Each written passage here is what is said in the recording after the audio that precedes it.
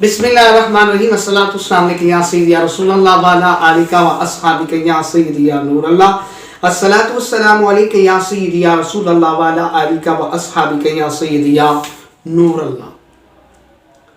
یہ بات امام بخاری رحمۃ اللہ تعالی علیہ فرما رہے ہیں، باب باندھا، اور وہ کیا فرماتے ہیں کہ آقا علیہ الصلوۃ والسلام نے صحابہ کرام کو نماز پڑھائی سورج گرہن۔ اب سورج گرہن پر حضور پاک صلی اللہ علیہ وسلم نے صحابہ کو نماز پڑھائی، اور نماز کے درمیان اب نماز کے صحابہ کو نماز پڑھائی جا رہی ہے، اور حضور نے نماز کے درمیان اپنے ہاتھ کو ہوا میں بلند کیا۔ اب ہوا میں بلند کیا تو بعد میں جب سلام پھیرا اور صحابہ نے پوچھا کہ آج ایسا عمل آپ نے کس کی وجہ سے کیا، یعنی خلاف عمل، یعنی ایسے پہلے کیا کہ آپ نماز کے درمیان اپنے ہاتھ کو فضا بلند کیا، اس کی وجہ، اسباب، وجہ کیا ہے؟ تو حضور نے فرمایا کہ میرے سامنے جنت تھی، اور فرمایا کہ جنت خوشہ تھا، اور وہ فرمایا وہ جنت کا خوشہ تھا، اور وہ کھجور، اور فرمایا کہ وہ کھجور کا تنا تھا، اور حضور نے فرمایا کہ میں اگر چاہتا، میں نے نہیں توڑا، لیکن فرمایا اگر میں توڑ لیتا تو حضور فرماتے کہ تم قیامت تک سب مل کر کھاتے رہتے، لیکن وہ جو خوشہ تھا وہ تو عام ہے ہی نہیں تھا، وہ جنت کا تھا، اور جو جنت کی شے اس میں فنا نہیں ہوتی ہے۔ یہ دنیا کی چیز ہے، آپ کھائیں گے ختم ہو جائے گی، لیکن جنت کی جو اشیاء ہے، جنت کی جو چیزیں ہیں، اس کے اندر بقا ہے، اس کے اندر ہر چیز جو بقا ہوتی ہے۔ تو فرمایا کہ وہ جو خوشہ تھا وہ جنت سے، جبرائیل علیہ السلام نے فرمایا میرے سامنے جنت تھی اور میں نے اسے توڑنا چاہا، لیکن فرمایا میں نے اس لیے توڑا کہ میرے صحابہ جب تم جنت میں جاؤ گے تب کھا لینا، کیونکہ اگر آپ نے کوئی چیز پہلی دفعہ کھائیں گے تو اس کی چاہت اور اس کا مشتاق اور اس کی لذت زیادہ ہوگی، تو جو آپ نے پہلی کھائی ہو تو پھر وہ چیز نہیں رہتی ہے۔ تو حضور نے اس لیے فرمایا کہ جب تم جنت میں جاؤ تو تب کھا لینا، میں نے اس لیے۔ اب اس کا مطلب یہ ہے کہ حضور کو اختیار ہے کہ حضور نماز یہاں پر پڑھائی جا رہے ہیں، اور حضور کا ہاتھ جنت میں پہنچ رہا ہے۔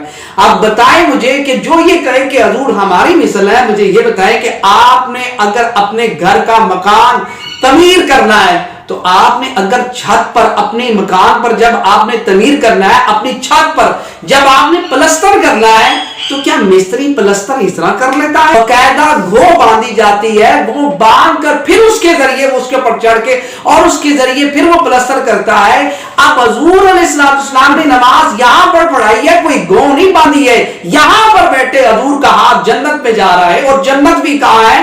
سدرۃ، 7 آسمان ہیں، 7 آسمان کے بعد سدرۃ المنتہا ہے، اور سدرۃ المنتہا کے بعد جا کے جنت ہے، اور ہر آسمان کی مدت جو ہے وہ 500 سال کی ہے۔ ہر ایک 7 آسمان ہے، اور ہر آسمان کا، ایک آسمان کا دوسرے آسمان کے درمیان جو فاصلہ ہے وہ 500 سال کا ہے۔ اب 500 سال ایک آسمان سے دوسرے آسمان، ٹوٹل 7 آسمان، اور پھر 7 آسمان کے بعد پھر سدرۃ المنتہا، اور پھر سدرۃ المنتہا کے بعد جنت ہے۔ اور حضور مسجد نبی میں صحابہ کو نماز پڑھا رہے ہیں، اور نماز کے درمیان حضور کا ہاتھ جنت کے خوشے پر لگا ہے، تو پھر آپ کے حضور ہماری مثل ہے، تو جن کا ہاتھ جنت میں پہنچ سکتا ہے، بھئی جس کے لیے اللہ تبارک و تعالیٰ نے ساری کائنات کو تخلیق کیا، اور ساری کائنات کو تخلیق کیا، وہ وجہ تخلیق ذات کون ہے؟ وہ حضور علیہ السلام کی ذات ہے۔ اور فرمایا اگر پیارے، اگر میں تجھے پیدا نہ کرتا تو میں اپنی خدائی کی اظہار نہ کرتا۔ تو یہ سارا کچھ، یہ سب کچھ جو ہمیں مل رہا ہے فقط حضور کی وجہ سے مل رہا ہے۔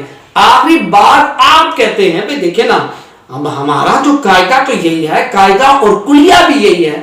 آپ اگر کوئی شخص، اگر کوئی دنیا میں اگر کوئی پہلے آئے گا تو یہ قاعدہ بھی دنیا کا ہے، جو پہلے آئے گا اس کی باری بھی پہلے آئے گی، جو پہلے آئے گا اس کی باری پہلے آئے گی، اور جو آخری آخر میں آئے گی۔ یہ ایک سمپل سا قاعدہ ہے کہ جو پہلے آؤ پہلے پاؤ، آخر میں آؤ تو آخر میں باری آئے گی۔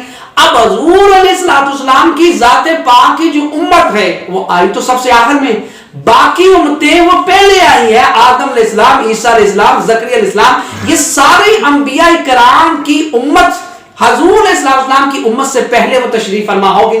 اب حضور نے باقی سابقہ انبیاء کی امت سے پہلے اور ہم سب سے آخری امت ہیں. اب حضور کے بعد کوئی نبی نے نہیں آنا تو اب حضور کی امت سب سے آخری امت ہے.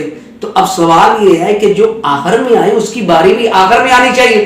لیکن محشر میں میزان میں بھائی محشر میں میزان میں حضور کی امت کا حساب سب سے پہلے ہوگا.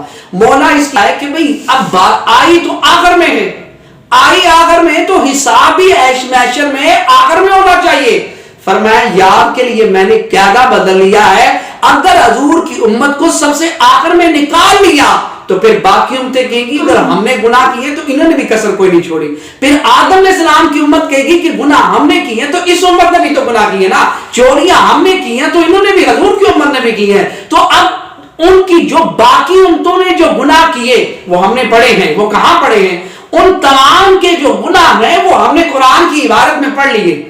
کسی نے کم تولا, کسی نے جھوٹ بولا, جو گناہ کیے وہ ہم نے ان کی ساری وجوہات جو وجہ اسباب عذاب کا بنا وہ عبارتیں, وہ تحریر, وہ 70 وہ عبارت وہ قرآن مجید کی عبارت میں مذکور ہے کہ انہوں نے گناہ کیا کیے اور کس وجہ سے عذاب آیا.